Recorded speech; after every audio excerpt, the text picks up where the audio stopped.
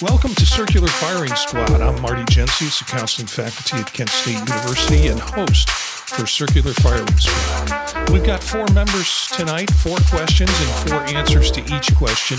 Each squad member generates a question that we all have to answer, and they go from just silly stuff to really sincere to sad. You never know what you're going to hear on this show, so enjoy it. Let's see who's with us in this episode. Hi, everybody. Elliott Ingersoll, professor of counseling at Cleveland State University and host of Apply Topically. Hi, I'm Steph Martyr, doctoral candidate at Kent State University and practicing clinical counselor. Hey, everybody. Mitch Conrad, licensed professional counselor and lover of cilantro. You know, I always like the way that Mitch puts that dramatic pause before he actually starts talking. So we get to see him in the video version. You get to see him still and quiet, and then finally he puts it right out there. Elliott, you have the first question tonight. Okay. This question derives from a dialogue I had with a friend of mine, Roger Walsh, and he teaches counseling theories to psychiatric residents, but it's basically the same thing. And he thought at some point we would transcend the individual theories and focus on the common factors. So the question is, what do you think we might gain and lose if we started training students with the common factors and then treated the theories as seasoning that could be applied appropriately? Oh, okay. Well, the way that you have now worded that question kind of goes into my answer, because I first had, well, in one sense, not much. We wouldn't lose too much. I mean, I've often thought that majority of the theories kind of are all saying the same thing with different framework. But then at the same time, you would lose those individual frameworks that made those theories unique to a certain sense. And, you know, there's, like you said, seasoning. So when you use that word, I'm like, okay, that's a very good metaphor. Well, you said as seasoning, so that would be a simile. But being particularly meaningful as a way of viewing the world. I mean, it could strike a client or counselor in a particular way, just that particular flavor, perhaps. So, you know, I guess it could get bland otherwise. So, but I do think some of those, the individual theories, they can bring a new perspective. They can bring a new way of viewing the world to people. So, but those 4 factors are, you know, definitely as noted. Yeah, it makes me think back to, I think, a previous conversation that we'd had on the pod about like corrective or therapeutic emotional experiences. And, you know, one of the things that I did find to be more interesting that like made me feel surprised when I first started inside of my program is that the therapeutic relationship, there's a model that talks about it being like 30% of it, and that interventions are 15%. And that it sometimes feels like focusing on, you know, if that's believed to be true, then it feels like focusing on the therapeutic relationship, focusing on, you know, really the self and the individual who is doing the counselor, acting in the counselor role, and then also the people who are receiving therapy, like focusing on that relationship would get more like bang for your buck, or like the more time invested in that would like increase the quality of counseling outcomes. At least that's what I would believe. I do still like individual theories, as I feel like sometimes they can really resonate, and that even if the language or even if the ideas are sort of same or duplicative, there's different ways that I think language resonates with people, and that can be really empowering when someone finds like a particular language style that resonates with them. So I would say that I would lean a little bit away from, or I'd lean a little bit more towards the commonalities. I'm not sure if we'll, you know, completely go to that eventually, but it would make more sense to me that we would focus a little bit more on those things. There's also some other forms of therapy, though, where I wonder how that changes. I'm thinking of like EMDR or psychedelics, some of the more like sensory-based things that could definitely like change my perspective on that. But yeah, interesting question. Really like this. Lots to think about. Yeah, I think it can be done. I think you can teach theories that way. I don't think I'd like to do it. Because, Mitch, you bring up some good points in terms of, there's research that says you need like 30% of this and 20%, and what's that old poem, a boy is 30% spice and all things nice. Going back to the season thought, I don't know what that is. I don't know what some of these entities really are. If the 4 factors are things like relationship, what does that mean? I mean, that's kind of a fuzzy concept. Client strengths, also fuzzy concept. Hope, placebo, and then the 4th being the technique. So I'm kind of lost with that. I think you could focus on that. Now, this is my annual time where in a week, I'll be starting advanced theories. And I think I've mentioned this before on the pod, the way I teach advanced theories, and Steph went through it and she can say either nice things or bad things about it. But the way I went through advanced theories was not to take the 8 old white gentlemen's theories and make people read more about them. I reviewed them because we had to prepare doctoral students for comprehensive exams. And then I used one of Corsini's books, which I can't for the life of me remember the title of. It's not Current Psychotherapies. Yep, that's it. No, it's not Current Psychotherapies. It's not the one that he did over and over. And Steph, you can't see this if you're, Steph it's okay. You can look on it on camera. You can go ahead and look for it. Steph is looking for the book, but I'm just trying to explain. This book covers like 70 different approaches to counseling, and some of them were truly historic and truly nuts. And the way we look at those theories is to say, what are they bringing to the mix? What did the person who developed this approach really think was the purpose and the intent of using this approach in order to be successful with this method? Or so it's got things like 24-hour therapy. It's got field therapy. It's got provocative therapy. It's got those kinds of approaches. Some of it kind of nutty, but still the intent was there.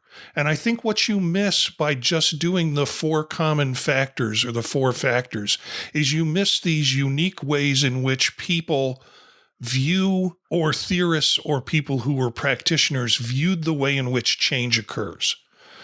So for me, it doesn't mean someone's going to come out of a counseling program doing provocative therapy, but they will know something about what these approaches are and what the intents were with it. So you have a broader view of ways that you can conceptualize the client or conceptualize the client's problem.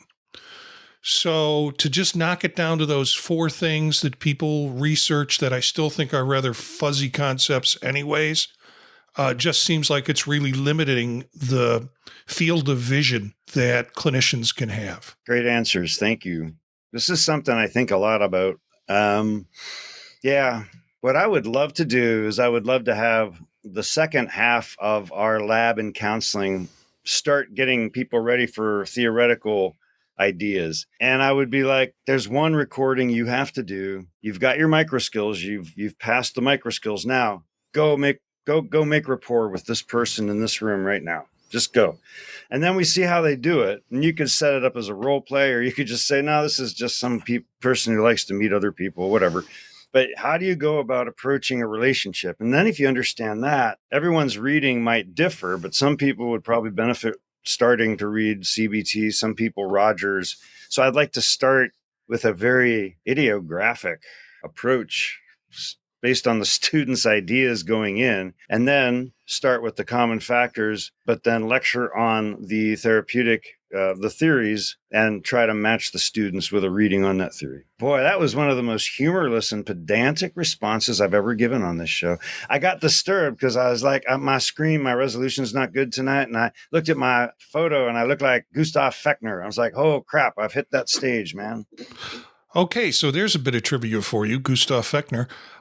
Elliott, though it was a deep question. I mean, prior to you coming on, we were talking about how, what is this? You know, Steph and I were trying to figure out what the meaning of what you had written up was. And I think we came close with it. But it was a good question to think about. And I think it's good for our listeners to think about that too. What if everything you knew about working with people was basically concentrated down to the 4 factors? I think students would go, I think students in general, I don't know, Mitch, maybe you can, or Steph, you can, would students like that? I'm just thinking of some some people really gravitate towards specific theories. And I think that reducing it down has its benefits. And I'm also thinking that like there are just some people who are just into CBT or into IFS or into EMDR, into some specific thing. And that it feels like how the question in my mind is like how to make space for that too. That's what comes up. Yeah. So why do you think students are like that? Steph, I'm sorry I jumped on you. Mitch, why are students like that? Why do they gravitate towards certain theories? Students do the darndest things. In terms of like gravitating towards, I mean, it'd have to be, I think that would be a question for them. I'll refer to myself here. In terms of like why I've gravitated towards specific theories is because I've found those theories to be personally helpful. And especially like going back to, I think, the comment about like language specifically is that it's the language that feels like it resonates for me. Whereas something like, for example, like I don't jive as much with like CBT's language.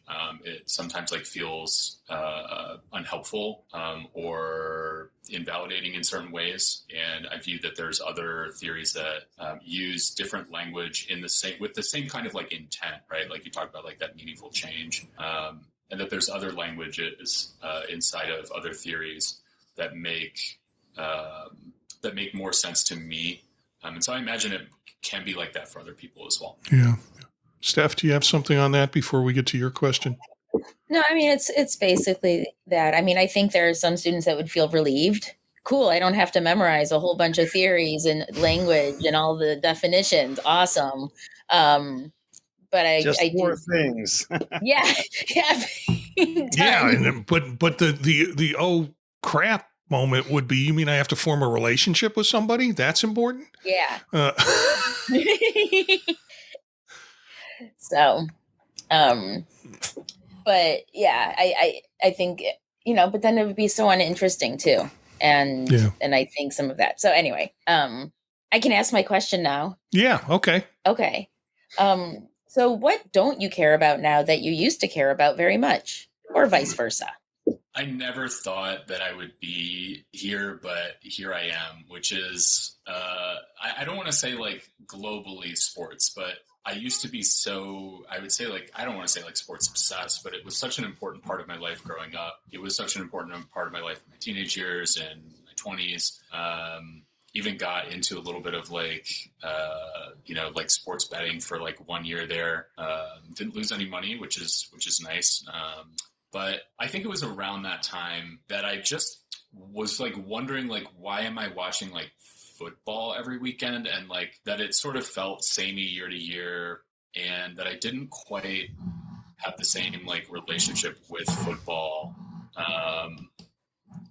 that I used to. Like I used to, like when I got out of undergrad for about like 10 years, I was just like watching like multiple games a weekend, spending, most of my Sundays watching football. And now like I can't pay attention to a game anymore. And it's hard to say like why it feels like this happened to me. Like I think part of it was the sports betting thing, that it became like less about like the enjoyment of the game. I still watch baseball and I find basketball fun and things like that. But football for me was something that I was just, I felt, I don't so immersed in for 10 years, and knew the stories and knew the players and knew all the teams and knew, was reading into like football strategy and like how defenses and offenses work together and all that stuff. And then all of a sudden it just, when I got into my counseling program, like, year 1 or 2, sometime in there, it was like, I can't pay attention to football anymore. So there we go. Yeah. I really hope I can get some support from Elliott on this answer, because it seems a little grumpy. But what I don't care about now that I used to care about very much. I used to care about what people thought of me. I mean, that was a very kind of deliberate concern that I had, particularly as a teenager. And I think that's true of all teenagers. But even as I got older, in my 20s and 30s, I was real concerned about what people think of me. And now, at the age that I'm at, I have really less concern about that. I mean, I still think I'm a caring person. I still think that I kind of do the right things when I can do the right things. But when people tell me I can't say something, it feels like, no, thanks for trying to protect me, but I really don't care what the outcome is if I say what I'm going to say, because if it's a bad reflection on me, then, well, too bad. That's how I feel.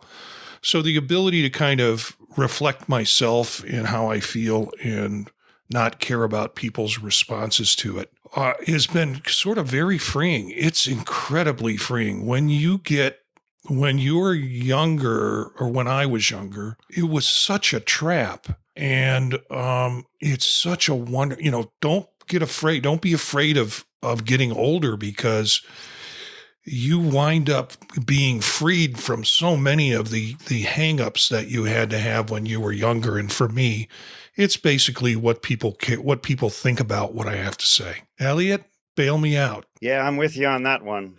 Yeah, for sure. It's a great relief to be able to lose oneself more easily. And what's important is relational. The more one holds oneself lightly, I think the easier it is to fly with relationships. To paraphrase G.K. Chesterton, the angels fly because they take themselves lightly.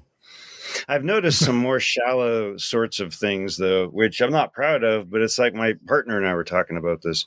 There are recording artists, I won't mention names, but we loved them in their heyday, and we followed them out to the edge to a point, and then we kind of lost interest. And so, like, the things I used to care about artist-wise are very different. I love upcoming, vibrant bands like, I don't know, the Burning Witches, the Ukrainian and Moldovan new metal movement, Ginger, 2 J's, no G's. Now Tatiana Shmelek, and I forget the name of the band. No, that's Ginger. And the other one is Infected Rain. So it's lovely. These cultural differences are things we can explore. But yeah, so I'm excited about that. But yeah, even in biographies of bands that I've really adored, I get to the last few chapters and I start to get a wee bit depressed. And I'm like, yeah, I kind of done right here. I mean, you all go, no shade, but yeah, it's like probably a reflection on my own intimations of mortality. But who can speak of such things? Okay, so thank you for those answers. And I came up with this question a little bit because there's a movement. This woman, I want to say her last name is Sanders, but Melanie, and her tag is just being Melanie, and she started this whole thing called the We Do Not Care Club. Although her mission and purpose was to bring together premenopausal and menopausal and postmenopausal women to put the world on notice of things they don't care about anymore. I kind of, there is that freeing thing. So like something happened where I was taking Nora to visit friends in Pennsylvania, and I had left and we were 5 minutes out on the road, and I realized that I didn't take my slippers off and put my shoes on. But I was like, I don't care anymore. We're driving to Pennsylvania in my slippers. But actually that kind of goes into my answer a bit, which is, I don't care about getting all dressed up anymore. I don't care about makeup. I don't care. I mean, I guess it'll be nice if I had a reason to, but it just feels like such an effort now. And it used to be fun and exciting, and I'd plan for days, like what's going to go with what, and what jewelry am I going to wear with this awesome outfit I'm so excited to wear. And now it's like, what can I wear just to look presentable when I go out in public? And want to look like I practice good hygiene and don't wear, holy clothes if I can help it, unless it's done in a strategic way that drives up the price of the item.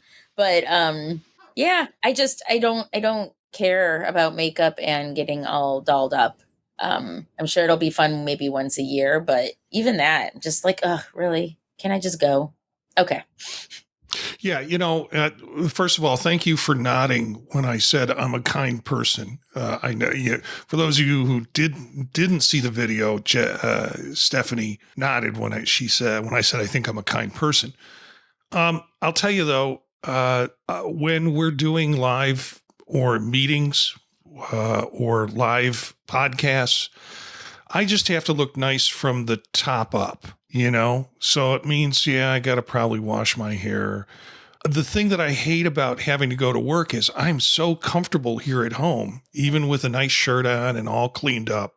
I get to wear board shorts all day long and go barefoot, and I can't just show up at work that way. So, I guess I still care about some things, and there's a little bit of my appearance I have to take care of before I go to work. Let's just put it that way. You should join us at Cleveland State, Marty. We go barefoot all the time. And when I'm at the proper weight, I wear my kilts. All right, Mitch, you got the next question. All right. So this question is about finances inside of the field of counseling. So what is your perspective on the financial state of the counseling field? So for example, pay structures for CTs, LPCs, LPCCs within private practices, community agencies, financial splits, et cetera, stuff like that. This is a tough question for me because I've been out of that financial market for some time and thinking about it. So in terms of being in a private practice or having a practice or having, even working for agencies, it's been a while since I've done that. I think overall, considering the demands that have been placed on LPCs and CTs and such, that, we are woefully underpaid in a lot of ways, that pay has not met the pace of what the task or the job is. And we've always been on the short end of a good salary. So I looked at the last salary that I received that I could remember from outside of academic from 1990, and I was getting paid $14,000 a year to work at a family service agency. Now, what I did was I put it in that what would you earn now clock, and it turns out to be about 3,500 or 35,000. So, and I just saw Steph's jaw drop. I think that is lower than what I hope, what some of our graduates, when they get into jobs, are receiving. But it's never been, it has never been a moneymaker for me. And the reason I went into it was for the vocation and not for the money. But remembering some of my earlier salaries, and this was the last one that I remembered. There was another one I remember starting an agency for $11,500, and that's when I was working in addictions, I think, years ago. So that's my limited insight on salary and wage benefits, and I think my colleagues will have much better response to this question. Elliott?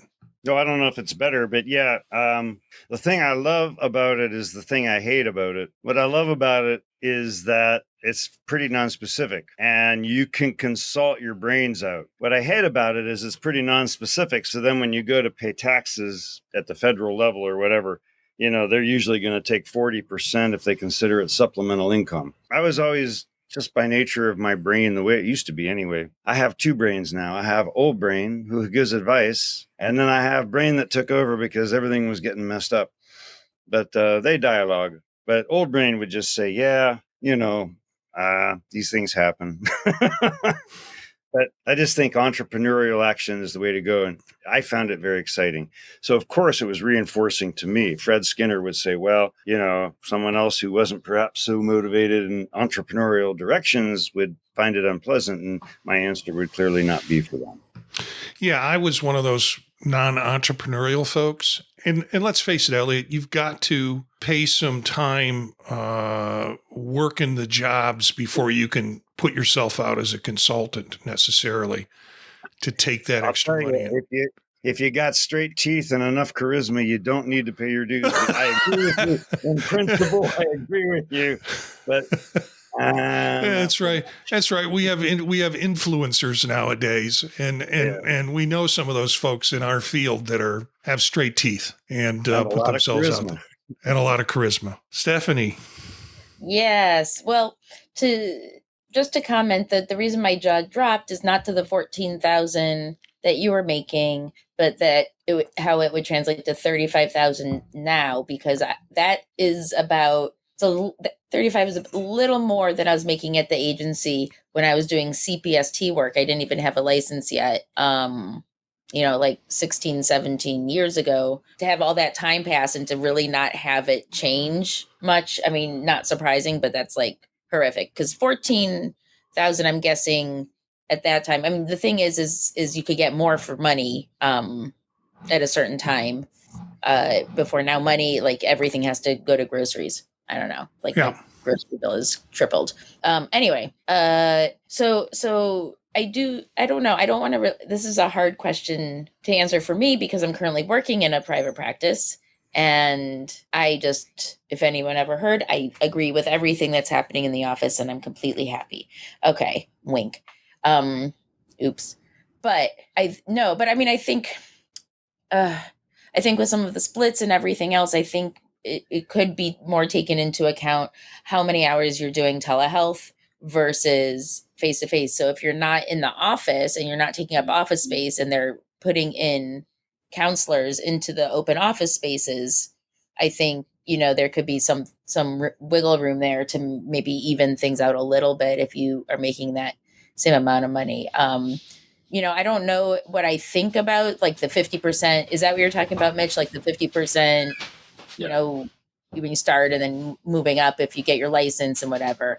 I think there's some fairness in there in the sense of if you don't need supervision anymore, that you're not taking time from that counselor, to be doing, to be making that money perhaps.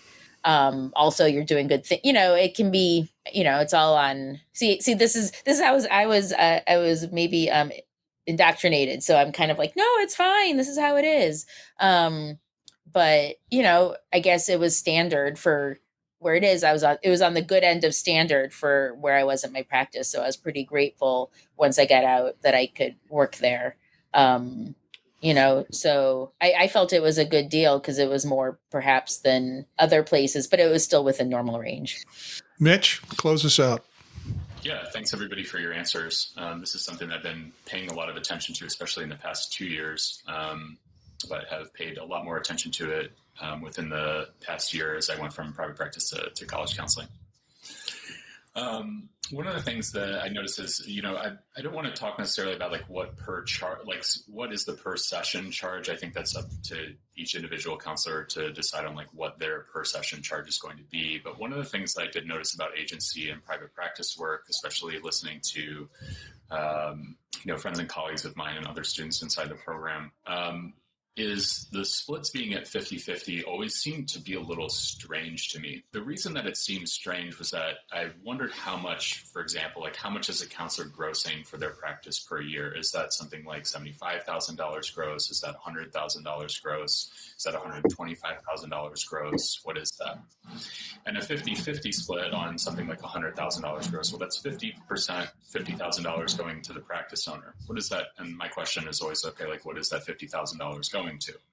I think there is something to be said about a practice owner inside of counseling, like doing extra work and additional work to run the practice. And then there's still the question of like, where's that $50,000 going to? If you've got someone employed there as a secretary, that makes sense. Doing like having people come in for that. That's a percentage of wage that clinicians then like could expect to pay to the secretary.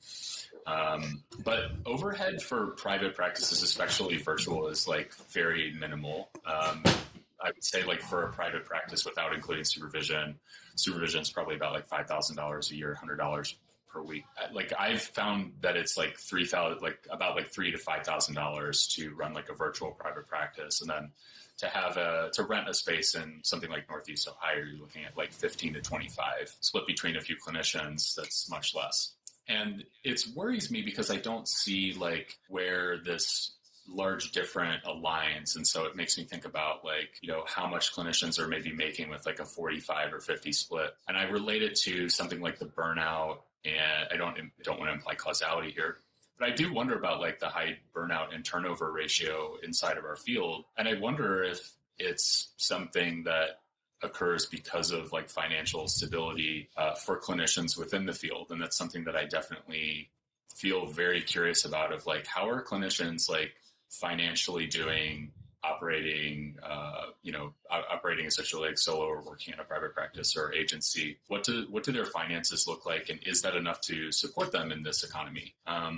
And on that split, like, I'm wondering, like, how much are owners taking that isn't necessarily something that's related to the business and is sort of just like the owner taking it because they're the owner. And I do really wonder about that, because I hear a lot of clinicians have good hearts about like wanting to provide affordable services and things like that. And I'm also wondering like how people can like make something like 40 to 50 on that type of split, maybe have high productivity requirements. It doesn't seem like it's really good for the clinician. And then I can't imagine that ends up being good for the people who they see inside of therapy. So I've got some concerns there, and appreciate everybody else's answers here too. I have the final question, and this question came, well, not the final. We'll have a final shot question, but this question came to me. I was desperately trying to figure out a question, and I thought back of one of the earliest dissertations that I did was a minister, was curious about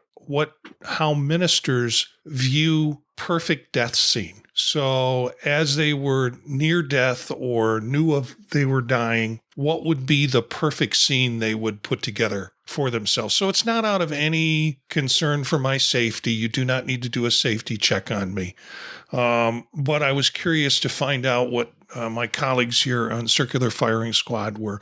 What's your personal idyllic death scene?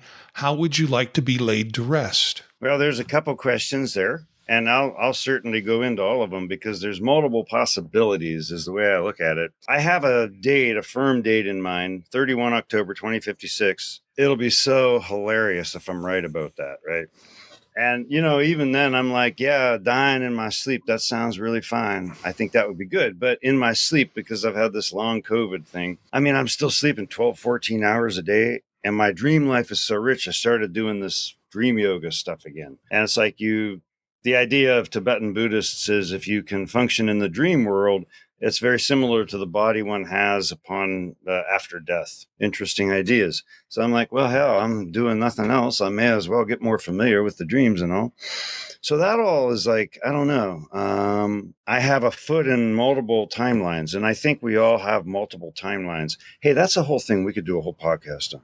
It's about the relativity of time and the multiple personalities we all identify with within ourselves. Those come from somewhere. That's a whole other thing. But yeah, so there are some bigger questions which are unanswered here, and I've just merely speculated on some of the possibilities. But yeah, I think having a foot in either world and just being able to cross over would be cool.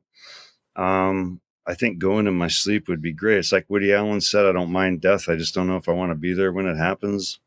But there could be all kinds of good, I think, as a lot of cultures say, there's lots of good deaths. So I'm open. In case the creator of the universe has notes on that, I don't think she wants me back anytime soon, so I'm not worried, but I'm open. Okay, Steph. Okay. Yeah, as far as the way to go, absolutely in my sleep sounds lovely. I don't want to go through any of that, but I'm thinking something like, I keep imagining, even though it's not really, it doesn't convey the vibe that I want to, but I was thinking something like in Midsummer covered in flowers and everything, but then put onto a canoe into the ocean. Awesome. You can have it any way you want it, Steph. This is your idyllic. Have only like the people who actually liked me be around, and just saying all the good things about me but not being like super sad. And then candles and I can't decide though if I want it to be like peaceful like calming, relaxing, gentle, kind of supportive, or just like party. But really at the end, it's going to be peaceful, me all laid up in flowers on a canoe into the ocean. And, you can have a person, party planners can choreograph that transition from peaceful to party. Oh, yeah. As long as it's done tastefully. Yeah. Mitch. So the one thing that came up for me was like, I don't want to I prefer to not go before or after the partner who I'm with. That would be something that would be a preference of mine. Definitely going in sleep. That sounds good. Elliott, your idea about having a foot between or a foot in both worlds, that sounds good too. I think the thing that I've realized that I fear about death is not necessarily death itself. It's more of is there going to be pain in the immediacy before that happens? So I wouldn't want to get into anything that feels really dangerous or anything like that. So I don't have any grand plans to go out on some crazy scale or something like that. The one thing that I've always really enjoyed is the when they what they do with I forget who does these burials. It's slipping my mind right now, but where they shoot the fire arrows out on the boat in the ocean. Oh, I forget who does that, but that always sounded really cool to me. So in terms of how I'd like to be laid to rest, that seems interesting. I've also liked, even if it feels like a bit of I'm not sure if it feels like a scam or not, being buried and also being planted as a tree at the same time. That feels good to me as well. So those are the two things. I think at the end of the day that I would prefer the tree thing, because I'd feel really nervous that the person who was shooting the arrows might miss all of the fire arrows, and then I wouldn't have that burial. So I'll go with the tree. I think that's Nordic cultures, if I recall correctly. I was going to say Vikings. Yeah. Yeah. That's hardcore. Okay. So it comes down to me, and as you gave your answers, I started thinking of more and more that I want into the process. I'll tell you, for me, wakes are, they say wakes are for the living, not for the dead. Retirement parties are for the living, not for the dead. So the best parties I've been to are the best parties I've thrown are the ones I've never been to. And, I have a history of doing that. So, my dad died at 68 in a bowling alley bowling. That's what he loved to do. And my brother died at 68 at home at his house, when he succumbed to cancer. Next year I turned 68, so I'm just hoping I will make it to 69 without any complications. I think probably I would like to have some memorial service thrown for me, but not, not as part of a funeral service. Sometime later, people can get together. I would want it to be as fun as it could possibly be for the folks there. Really, my requests are probably whatever ceremony would be done would be more in a Buddhist tradition, which would not surprise some people, but would upset greatly some people in my family that I was doing it from a Buddhist frame of reference. And they would try to squeeze their religion into it to make them happy. Again, funerals are for the living. They're not for the dead. I'd like to be cremated. I think years ago, prior to this, I would have said, plant me in the ground. My wife has always talked about her cremation, and so I think that's the way I will go too. Now, here's where the tough stuff comes, because this is what I've told Aileen I'd be interested in having. I'd like some of my ashes scattered in the Marmara in Turkey. That is like my favorite second place to be, so why not have part of me there? I would also like some of my ashes sprinkled on Wrigley Field in Chicago. Now, I don't think the Cubs give permission for things like that, but they do have tours, and they take you out on the field, and if my son has a little teeny baggie, it doesn't have to be a lot of me, but if there's just a little that drops out of his pocket onto the field, so it goes, So those are my requests in terms of, now my passing. I think I would like people around. I would like to communicate with them and tell them how much meaningfulness they had for me, and to not be afraid, and that everything will be okay. But I know that would be very tough on them too. So I go back and forth with who's there when I do it, or do I just die in my sleep and the news gets spread some other way. So, wow, I'm getting choked up just doing this piece. I will try to come up with something that's a little bit more upbeat next show, because the last two questions I've asked, y'all been kind of struck by. So anyways, you want to go for the final question? Yeah. Final shot. If you could excel, that means being like a top player or an athlete, top athlete, at any professional sport, what would it be? Elliott? I love to fantasize about professional baseball, but in my heart and soul, archery, including the crossbow. Steph? Yeah, I wouldn't have guessed. I kind of go back and forth, but with something that has tremendous speed, and then something that is more artistic. So either high dive of a springboard, though not a platform. Platform scares me.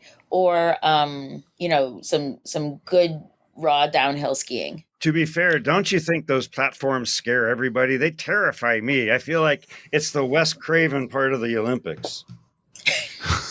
Okay. Mitch? I'm going to go.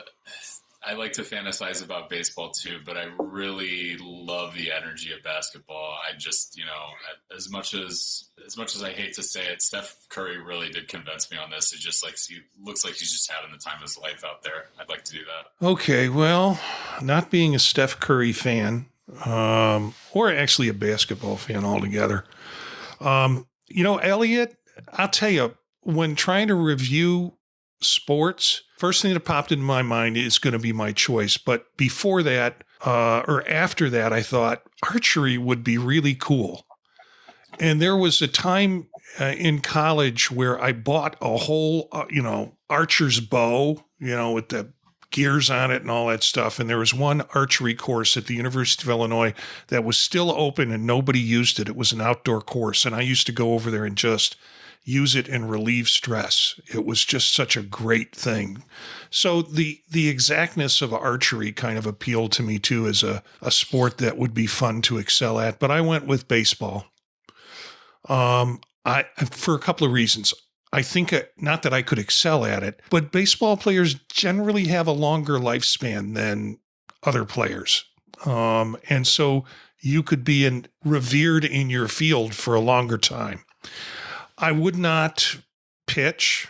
I just think that's too much. I would like to be just an excellent hitter and an outfielder. Not sure I'd want to play infield at all, but an outfielder I think I would enjoy doing. And for the Cubs. So those are my only restrictions, that I could excel in that sport for that team at that time. Well, perhaps some of our listeners are thinking about sports that they would like to be the hero in one day, or if they could be a hero in it, they would. That's all great and fun. Let us know. You can always email us at thepodtalknetwork@gmail.com. You can find out more about the show and other shows that we do at thepodtalk.net. That's our website. Thanks to the squad, Elliott, Stephanie, Mitch, and myself, I guess I can thank myself, for doing such a great show tonight. Interesting questions, and we will try to be around every 2 weeks. And we have some squad members missing tonight, so a little bit of a shorter show than usual. But I hope you enjoyed it. Again, you can email us at thepodtalknetwork@gmail.com. Our theme music is from Menage a Quad, Real Swing Shet. That's it for this episode of Circular Firing Squad. Ready, fire, aim.